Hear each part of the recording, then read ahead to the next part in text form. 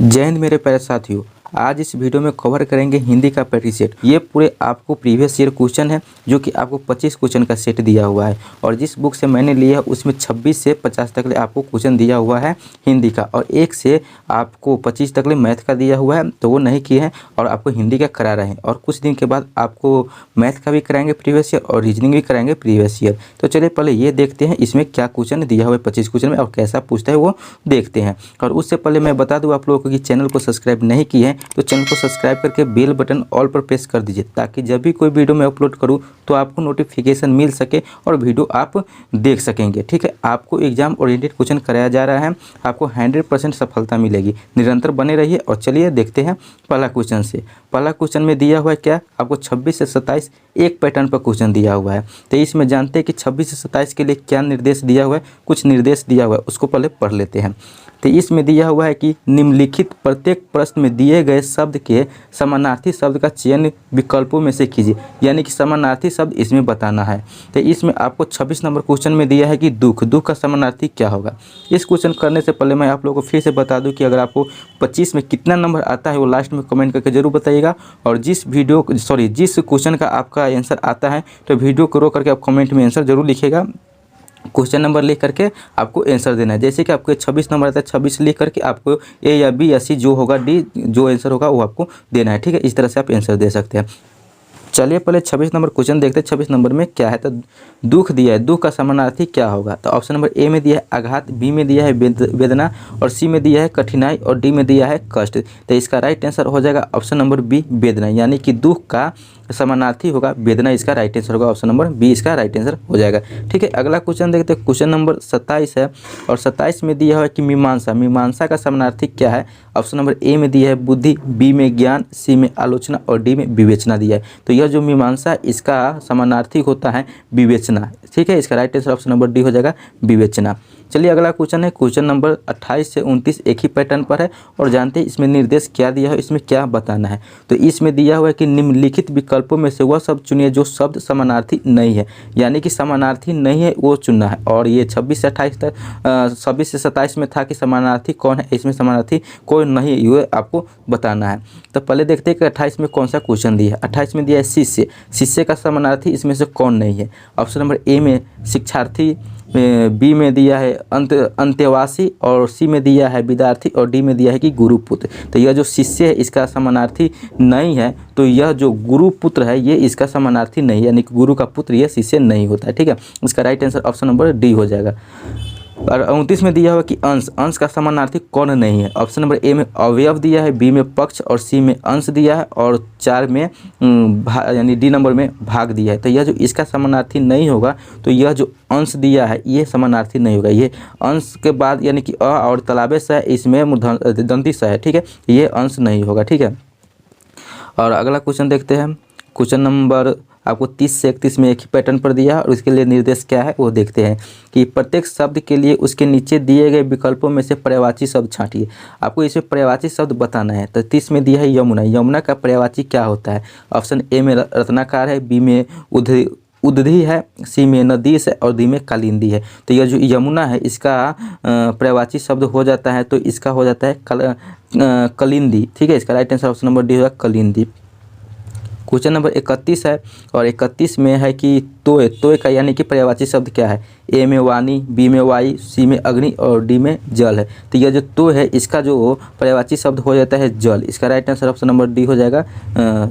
क्या हो जाएगा इसका right answer option number D जल हो जाएगा। ठीक है, क्वेश्चन नंबर अब देखते हैं कि 32 से 33 एक ही पैटर्न पर दिया हुआ है। इसके लिए निर्देश पहले देखते हैं कि निर्देश में इसको क्या बताना है। इस क्वेश्चन में तो दिया हुआ है कि निम्नलिखित में से किस शब्द का अर्थ अन्य 3 शब्दों से बिल्कुल भिन्न है, यानी कि अलग छाटना, यानी कि जो 4 ऑप्शन दिया उसमें 3 एक समान है एक अलग है। तो 32 में दिया है ऑप्शन नंबर ए में अनल, बी में अनिल, सी में बयार और डी में समीर दिया है। तो इसमें अलग कौन हो जाएगा। तो यह जो अनल है ये अलग इससे हो जाएगा यानी भिन्न हो जाएगा, इसलिए इसका आंसर हो जाएगा option number A Anal. Question number 33 में दिया हुआ है कि आशा ऑप्शन में दिया है, बी में दिया है आकांक्षा, सी में इच्छा और डी में चाह दिया है। तो इसमें सबसे भिन्न हो जाएगा, तो यह जो आशा है ये सबसे भिन्न हो जाएगा। इसका राइट आंसर हो जाएगा ऑप्शन नंबर ए आशा। ठीक है, अब अगला क्वेश्चन देखते हैं। क्वेश्चन नंबर 34 से 35 एक ही पैटर्न पर है, उसके लिए निर्देश है। निर्देश में क्या है और क्या बताना है पहले देखते हैं। तो दिया हुआ निर्देश में कि निम्नलिखित प्रश्नों में दिए गए प्रत्येक वाक्य में रिक्त स्थान की पूर्ति उपयुक्त शब्द द्वारा कीजिए, यानी कि रिक्त स्थान को पूर्ति करना है। 34 नंबर क्वेश्चन में दिया है कि हमारे क्षेत्र में 30 खाली स्थान चुनाव लड़ रहे हैं, यानी कि 30 क्या लड़ रहे हैं। ऑप्शन नंबर ए में दिया हुआ है कि नेता, बी में दिया है अभ्यर्थी, सी में दिया है प्रतिद्वंदी और डी में दिया है कि उम्मीदवार। तो यह हमारे क्षेत्र में 30 यानी क्या लड़ रहे हैं, तो यह यहाँ पे हो जाएगा यानी कि उम्मीदवार, यानी कि 30 उम्मीदवार चुनाव लड़ रहे हैं। चुनाव में उम्मीदवार होते हैं, न कि नेता होते हैं और न ही अभ्यर्थी, न ही प्रतिनिधित्व होते हैं। ठीक है, ये उम्मीदवार होते हैं। इसका right answer option number D हो जाएगा उम्मीदवार। क्वेश्चन नंबर 35 है और 35 में है कि कर्मचारियों को अवकाश की खाली स्थान दे दी गई है। अवकाश की क्या दे दी गई है, तो ए में है अधिसूचना, बी में सूचना, सी में जानकारी और डी में विज्ञप्ति। तो इसका राइट आंसर हो जाएगा यानी कि सूचना दी गई। इसका right answer option number B हो जाएगा, यानी कर्मचारियों को अवकाश की सूचना दे दी गई है। ठीक है, अब देखते हैं क्वेश्चन नंबर 36 से 42 एक ही पैटर्न पर है और इसके लिए निर्देश दिया हुआ है। निर्देश में क्या है, तो निर्देश में दिया हुआ है कि नीचे दिए गए गद्यांश में से कुछ शब्द निकाल दिए गए हैं। ये शब्द हर रिक्त स्थान के लिए दिए गए विकल्पों में शामिल है। गद्यांश को पढ़िए और उसका विषय समझिए, तब दिए गए विकल्पों में उचित विकल्प चुनिए और तदनुसार सही उत्तर दीजिए। यानी गद्यांश से संबंधित ये क्वेश्चन 36 से 42 में दिया है। गद्यांश क्या दिया है वो पहले पढ़ लेते हैं। गद्यांश में दिया हुआ है कि वैज्ञानिक चिंतन पद्धति के आरंभ होने से पूर्व सूर्य ग्रहण, चंद्र ग्रहण तथा धूमकेतु, ये 36 नंबर क्वेश्चन का सूचना माने जाते हैं। तो यहाँ पे क्या होगा, यानी कि वैज्ञानिक चिंतन पद्धति के आरंभ होने से पूर्व सूर्य ग्रहण, चंद्र ग्रहण तथा धूमकेतु का सूचना मानते थे। तो पहले देखते हैं 36 में ऑप्शन क्या दिया, उसके अनुसार आपको आंसर देना है। तो ठीक है, पहले देखते हैं कि क्या है 36 में। 36 में दिया हुआ है कि ऑप्शन नंबर ए में तबाही, बी में तामस, सी में नाश, डी में दिया हुआ है कि नश्वरता। तो इसका राइट आंसर हो जाएगा तबाही, इसका आंसर हो जाएगा यानी कि 36 का, यानी कि 36 है इसका ए नंबर आंसर हो जाएगा। अब देखते हैं अगला गद्यांश में क्या दिया है। उसके बाद दिया हुआ है कि जादू टोना को बीमारी का कारण माना जाता था और फसलों को नष्ट होने या न उगने के लिए 37 नंबर क्वेश्चन देवताओं और राक्षसों को 38 में दिया 38 ठहराया जाता था। कुछ लोग का विश्वास था कि नर बलि से युद्ध में विजयी की 39 नंबर क्वेश्चन में ये भरना है बढ़ती है भूमि की। 40 नंबर क्वेश्चन में शक्ति की स्त्रियों की जनन क्षमता में वृद्धि होती है। आज भी कुछ खाली स्थान है और क्या है, अन्य विश्वासी लोग मानते हैं कि पागलपन का कारण प्रेतात्मा है। इससे पीड़ित रोगियों को खाली स्थान में 42 नंबर क्वेश्चन है दी जाती हैं ताकि भूत प्रेत उन्हें छोड़कर भाग जाए। तो दोस्तों ये क्वेश्चन आपको गद्यांश संबंधित दिया रहता है, ये आपको पढ़ करके और ऑप्शन दे करके आपको खुद ही पता चल जाएगा। बहुत ही ये इजी होता है।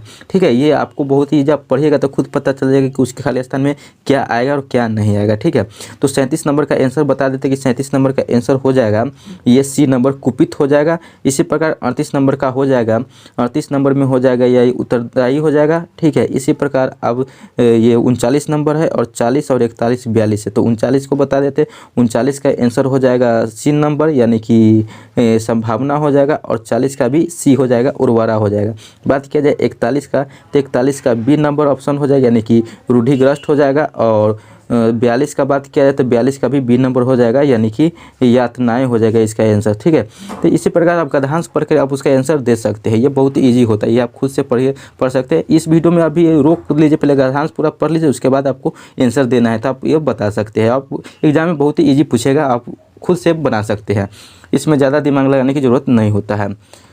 अब देखते हैं क्वेश्चन नंबर 43 से 44 में निर्देश दिया हुआ है। एक ही पैटर्न पर क्या निर्देश में है कि देखते हैं। निम्नलिखित प्रश्नों में प्रत्येक वर्तनी के 4 विकल्प दिए गए हैं। इन दिए गए विकल्पों में से शुद्ध वर्तनी का चयन करें, यानी कि शुद्ध वर्तनी इसमें चयन करना है। यानी 43 नंबर में दिया है ऑप्शन नंबर ए में दिया है परिपाटी, बी में परिपाटी यानी कि कौन से सही परिपाटी होगा। तो ये जो ऑप्शन नंबर ए में दिया है कि परिपाटी यानी कि र हर्षिकार होगा, यानी प र हर्षिकार प अकार ट दीर्घिकार, ये परिपाटी सही है। इसका right answer option number A हो जाएगा परिपाटी, ए नंबर वाला। 44 में दिया हुआ कि हितैषी यानी हितैषी कैसे लिखा जाता है। तो यह जो हितैषी है जो, तो ह दीर्घिकार त डबल होगा, दंती स दीर्घिकार हो जाएगा, यानी हितैषी, यानी कि ऑप्शन नंबर ये सी हो जाएगा इसका आंसर। तो इसका 44 का सी आंसर हो जाएगा। ठीक है, क्वेश्चन नंबर अब देखते हैं 45 से 48 तक एक ही पैटर्न पर है।